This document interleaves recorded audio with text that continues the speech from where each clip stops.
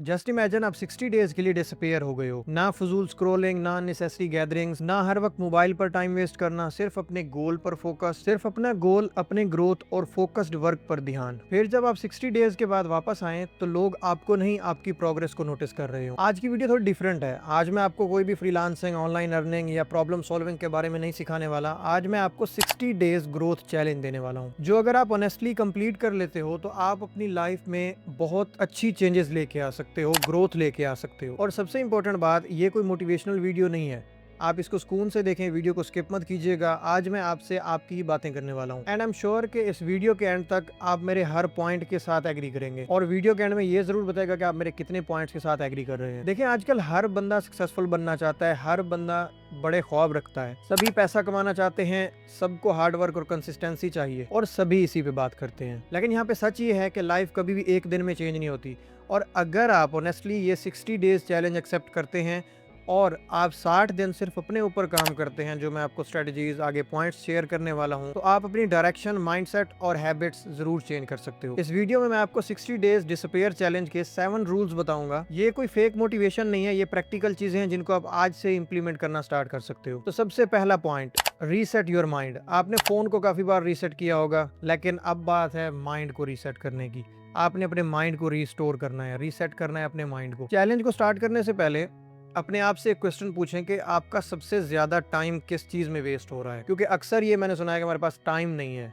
तो क्या एक्चुअल में आपके पास टाइम नहीं है या फिर आपका टाइम चोरी हो रहा है? कभी इंस्टाग्राम, कभी यूट्यूब शॉर्ट्स, कभी रैंडम नोटिफिकेशन, कभी फजूल सी चैट्स और कभी अननेसेसरी गैदरिंग्स। आपको सिर्फ एक काम करना है कि आप एक नोटबुक लें और उसके ऊपर अपनी सारी हैबिट्स को लिखें और अपने जस्ट टाइम वेस्टिंग जो चीजें हैं आपकी, उनको आप राइट डाउन करें। क्योंकि जब तक आप डिस्ट्रैक्शंस को फाइंड नहीं करेंगे तब तक आप उनको रिमूव नहीं कर सकते। Remember one thing, awareness is the first step of change. तो यहाँ पे पॉइंट नंबर 2 है, जो फाइंड योर पर्पस। आपको अपना गोल क्लियर करना है। बहुत लोग हार्ड वर्क करते हैं लेकिन उनको सही डायरेक्शन का नहीं पता होता कि उन्होंने हार्ड वर्क करना किस चीज में है। आजकल सारी चीज़ें मार्केट में अवेलेबल हैं, कोर्सेज अवेलेबल हैं, स्किल्स अवेलेबल हैं, अर्निंग अपॉर्चुनिटीज़ अवेलेबल हैं, लेकिन फोकस नहीं है। तो सबसे पहले आप ये डिसाइड करें कि आपका फोकस अगले 60 दिन के लिए किस चीज़ पे रखना है। आपका गोल क्या होगा? आपका गोल कोई भी हो सकता है, वो फ्रीलांसिंग हो सकता है, कंटेंट क्रिएशन हो सकता है, जॉब के रिलेटेड हो सकता है, बिजनेस के रिलेटेड हो सकता है, स्टडी के रिलेटेड हो सकता है। लेकिन आपने सबसे पहले अपना गोल क्लियर करना है कि आपने अगले 60 दिन जो इन्वेस्ट करने हैं वो किस चीज में इन्वेस्ट करने हैं। सिर्फ एक डायरेक्शन चूज करनी है, क्योंकि हर दूसरे दिन गोल चेंज करने वाला बंदा कभी मोमेंटम बिल्ड नहीं कर पाता। कुछ लोग होते हैं, आज एआई कर रहे हैं, कल ड्रॉप शिपिंग कर रहे हैं, परसों ट्रेडिंग कर रहे हैं। इस तरह करके जितने भी लोग अपनी फील्ड को चेंज करते हैं वो कभी मोमेंटम बिल्ड नहीं कर पाते। Always remember, clarity creates consistency. जब तक आप क्लियर नहीं है, आप कंसिस्टेंट नहीं हो सकते। पॉइंट नंबर 3 है इंटर आइसोलेशन मोड। देखिए, डिसअपियर होने का मतलब ये नहीं होता कि आप जंगल में चले जाएं।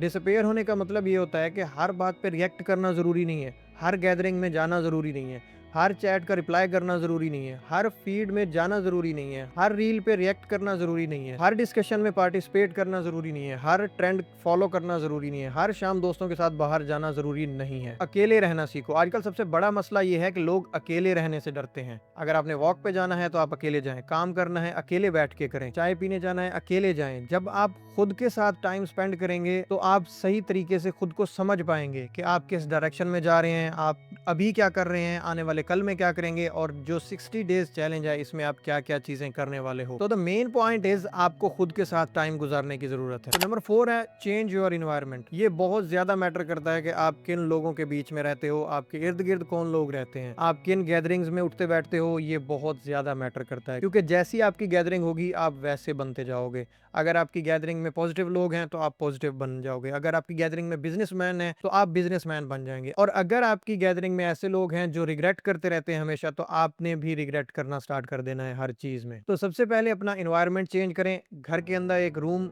जिसको आप नीट एंड क्लीन रखें, अपनी ड्रेसिंग इंप्रूव करें, अपने ऊपर काम करें, अपनी गैदरिंग को चेंज करें। सिर्फ उन लोगों के साथ उठें बैठें जो आपको सपोर्ट करें, बेशक वो स्ट्रेंजर्स हों।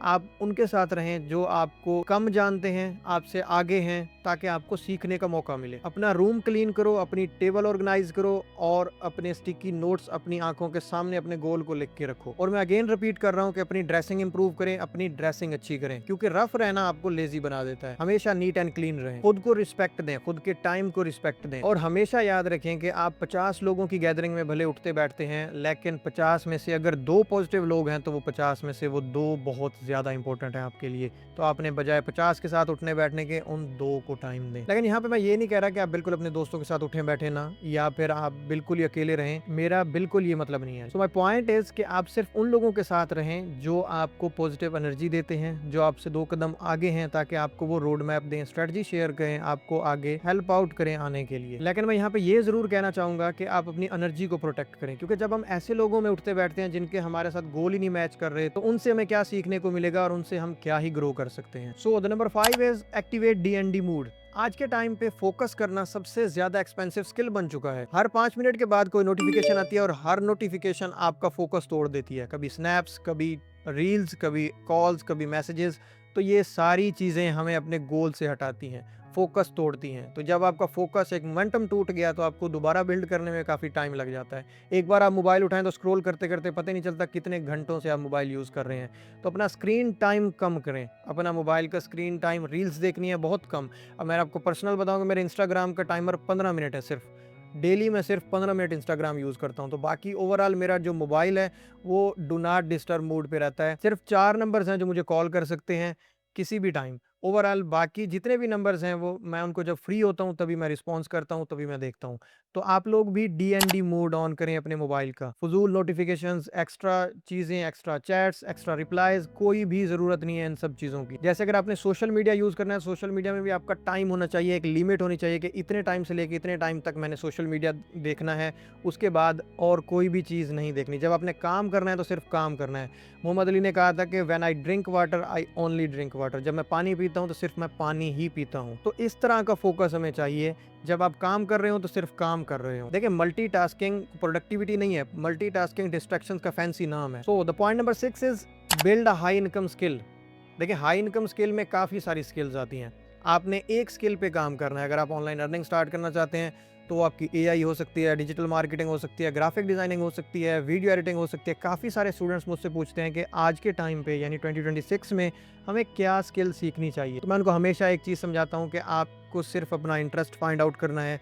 अगर आपका इंटरेस्ट है वीडियो एडिटिंग में, डिजिटल मार्केटिंग में, डेवलपमेंट में, प्रोग्रामिंग में, तो आप सिर्फ वही स्किल पहले सीखें। जब आप वो स्किल सीखेंगे तो आप एक स्ट्रेटजी बनाएं कि पहले स्किल सीख ली, उसके बाद आपने कम्युनिकेशन स्किल पे काम करना है, उसके बाद आपने क्लाइंट हंटिंग पे काम करना है। AI को साथ साथ रखें। AI देखें, AI एक चीज़ ऐसी है कि जिसको अब हम इग्नोर नहीं कर सकते। अगर आप सिर्फ काम सीखेंगे, लाइक आपने अगर वीडियो एडिटिंग सीखी है या डेवलपमेंट सीखी है, डिजिटल मार्केटिंग सीखी है, लेकिन आप AI में ज़ीरो हैं, तो आप अपनी स्किल में भी अब ज़ीरो बन चुके हैं। क्योंकि आपको मार्केट में रेलेवेंट रहने के लिए भी AI की ज़रूरत है।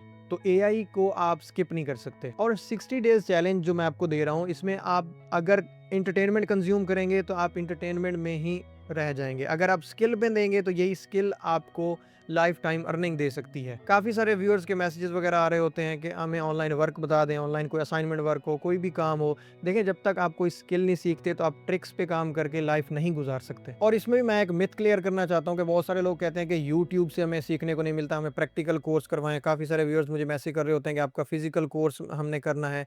देखिए, जब सारी चीज़ें फ्री आपके पास हैं तो आपने क्यों फिजिकल कोर्स करके फ़ी पे करनी है।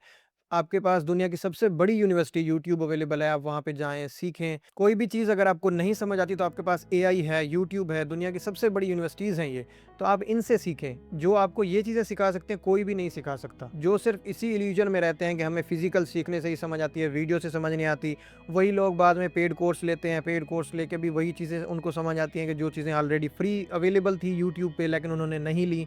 बाद में वही लोग कहते हैं कि ये जो कोर्स सेलर्स होते हैं ये स्कैम करते हैं। कोई आपको घर आके नहीं कहता कि मेरा कोर्स लें। एक मार्केट है, हर बंदा अपना कोर्स सेल कर रहा है। तो आप पहले क्लियर करें कि आपको हर चीज़ यूट्यूब पे मिलती है। जब आप खुद का एक आपका माइंडसेट आपने ऐसा बना रखा है कि आपको फ्री की चीज़ में नहीं समझ आती, आपको प्रैक्टिकली चीज़ें समझने में आता है, या फिर किसी के पास कोई ट्रिक है, कोई जादू है, वो आपको बता देगा पेड कोर्स में, तो ऐसा नहीं होता।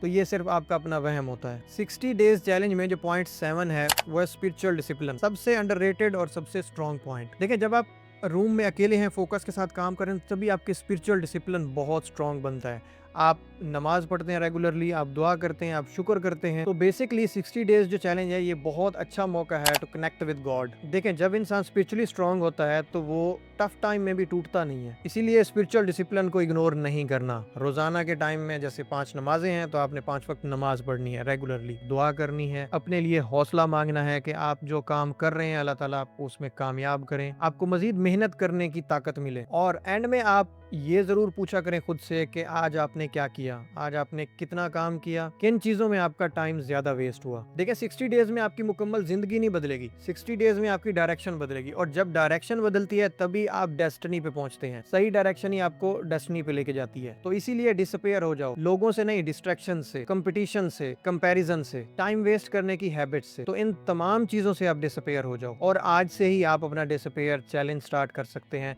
तो कमेंट में ज़रूर बताइएगा कि चैलेंज एक्सेप्ट किया है कि नहीं, ताकि मैं देखना चाहता हूँ कितने लोगों ने चैलेंज एक्सेप्ट किया है, कितने लोग 60 डेज़ खुद को अकेला रख के ग्रो कर सकते हैं, मेहनत कर सकते हैं, और कितने लोग मेरे इन 7 पॉइंट्स के साथ एग्री कर रहे हैं। Thanks for watching this video.